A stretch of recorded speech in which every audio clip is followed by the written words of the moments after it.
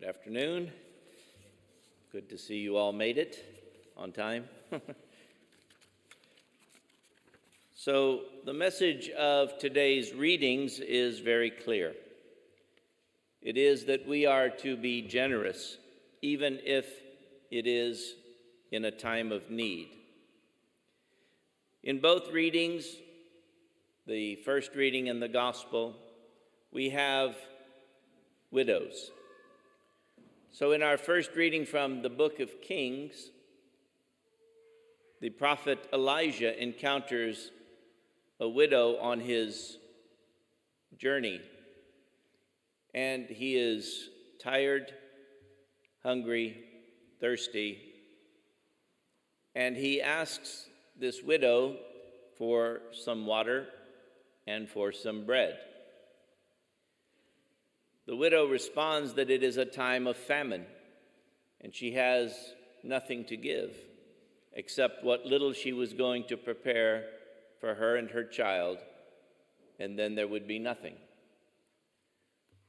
The prophet asks her to prepare him something anyway, and she, out of her generosity, does so. The result is that the prophet assures her that God will reward her generosity, that she will have food to see her through this famine. And indeed, for 1 year, that is exactly what happens. In our gospel today, Jesus is in the temple. He is there with those who are praying and worshiping. But he goes by the treasury, the place where they make their offerings, and sees a widow who puts in 2 small coins, we're told, worth a few cents. That would be a modern term for us. Jesus points out that her generosity is greater than the others because she is giving out of her need. So the lesson we take from this is that to be a sacrificial giver, to give not just when it's convenient or when we have a surplus. To be a sacrificial giver will bring many rewards and benefits. To illustrate the point, I'd like to share with you one of my favorite stories. I know I've shared it before, but it seems so very appropriate to today that I'm going to share it again. The story is called Stone Soup. It's from an old American folk tale that shows us not only the advantage of being clever, but the beauty of community and sharing, values which Jesus impresses upon us today. The story goes like this. A soldier rode his tired horse down a backcountry road on his way home from an ill-advised battle. In truth, to this soldier, all battles seemed ill-advised, for he saw little sense in violence and killing. It was late afternoon, and the man was tired and hungry. Up ahead, he saw a small village. "I'll get something to eat there and find a place for the night," he thought. Suddenly, his horse tripped, throwing the soldier to the ground. As he brushed himself off, he saw that the horse had stumbled over a rock sticking out of the ground in the middle of the road. He walked back to the rock and, with the help of his sword, dug it out of the earth. It was a splendid rock, almost perfectly round and smooth. The soldier liked the rock, so rather than throw it away, he put it in his saddlebags, climbed up on his horse, and continued on into the village. As he rode past the first houses, the village people stopped their work to stare. He waved to several of the townsfolk, but no one waved back. Dismounting, the soldier approached a woman standing in front of a small house. "Good evening," he said cheerfully. Could you spare a bit of food for a hungry man?" The woman shook her head sadly and sighed. "We have had a poor harvest. There is barely enough for our family. I am sorry." With these words, she walked back into her house. The man continued to the next house, where a farmer was working on his wagon. "Do you have a place at your table for a hungry soldier?" he asked. The farmer said, "It didn't rain during the last month before the harvest. What little we have is needed for our children." At every home he visited, the soldier heard the same sad story. The harvest had been poor. There was not enough food to make it through the winter. The family needed the grain for seed. Completely discouraged and very hungry, the soldier tied his horse to the branch of a tree and sat down.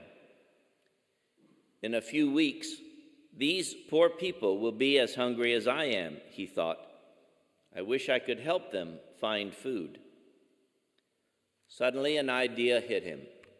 He reached into his saddlebag, took out the stone, and addressed the villagers. "Ladies and gentlemen," the soldier shouted, "you are fortunate that I came to your town.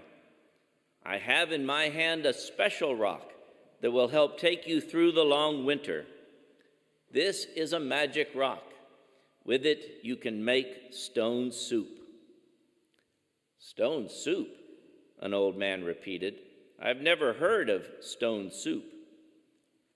"The wonder of stone soup," the soldier continued, "is that it not only feeds hungry people, it helps bring people together. Now, who has a large empty iron kettle?" Quickly, a huge iron pot was found and delivered to the soldier in a wheelbarrow. "The kettle is barely large enough, but it will do," the soldier said. "Now we must fill the pot with water and start a fire." Eager hands carried buckets of water and firewood. Soon the pot was placed over a roaring fire. As the water began to boil, the soldier dramatically raised the magic stone above his head, and then he gently placed it in the kettle. "The stone looks just like the ones we have in our backyard," a little boy whispered to his mother. The mother picked up the child and assured him, "You can't tell if something is magic by looking at the outside."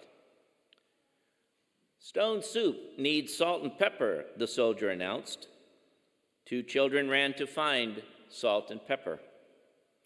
After the water had boiled for a few minutes, the soldier sipped the brew. "This stone makes excellent soup, but it would be better if we had a few carrots." "I have a few carrots that I'm willing to share," a farmer replied. Immediately, his daughter ran home and returned with an apron full of carrots. "It's too bad the harvest was so bad," the soldier said sadly. "Stone soup is always more tasty when we add a cabbage or two." "I think I know where to find a cabbage," a young mother shouted over her shoulder as she left for home. When she returned, she was carrying 3 large cabbages. The soldier was busy slicing carrots and cabbages with his sword. "The last time I made stone soup was at the castle of a rich man. He added a few potatoes and a bit of beef." Several people talked quietly. "A bit of beef and we can eat like rich people," they whispered. So they went home and soon returned, not only with beef and potatoes, but milk, onions, and barley. By the time the soup was ready, it was almost dark. Men brought large tables. Women brought soup bowls, and others carried cider and bread. It was the most delicious soup they had ever smelled. And to think, it all came from the magic stone.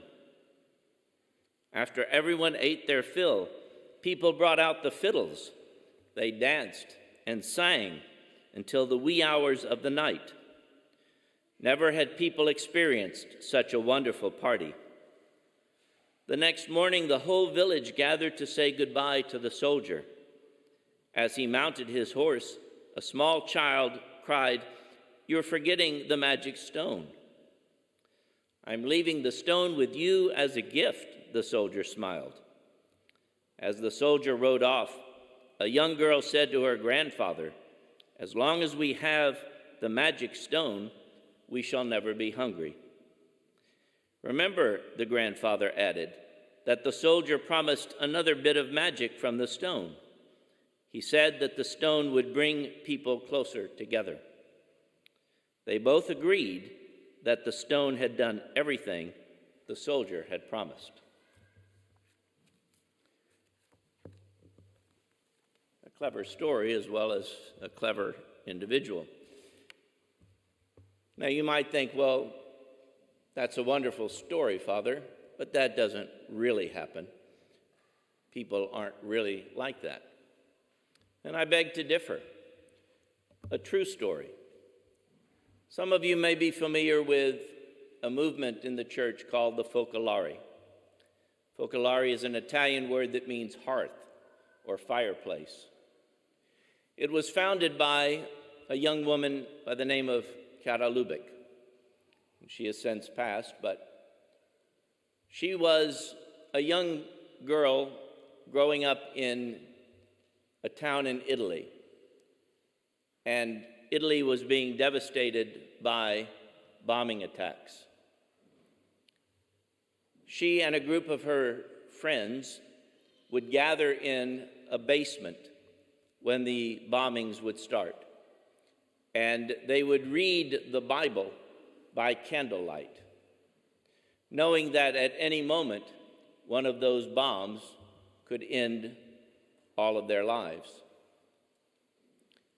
From the inspiration of the Bible, they determined that they were going to live the gospel to the fullest. They were going to give what they could give to each other and to their community. And that they did. When they would emerge from the basement after a particularly bad bombing attack, they would be smiling and cheerful. And the townsfolk would ask, why? Why are you not just as upset and frightened as we are? And it was from that beginning that the movement grew. But here's where the story gets interesting. On one particular occasion, a family whose house had been devastated by the bombing was asking for some shoes. They had no shoes because they had all been destroyed, and it was unlikely that there would be another shipment given the circumstances.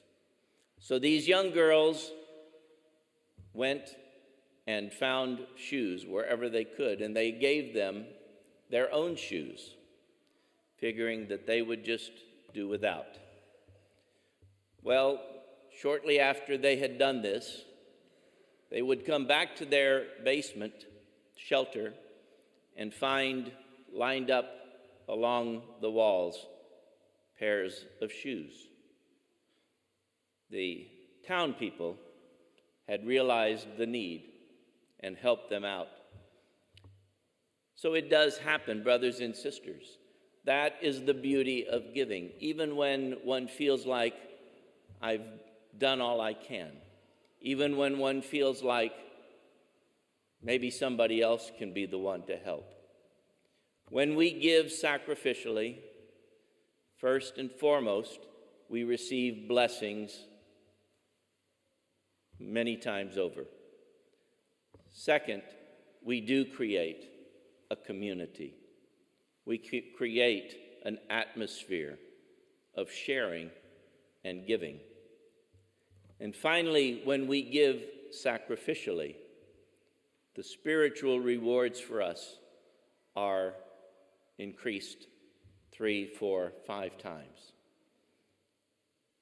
That's the message of our gospel today. That's the message our Lord Jesus Christ gives us almost every day. Trust in Him and reach out to others.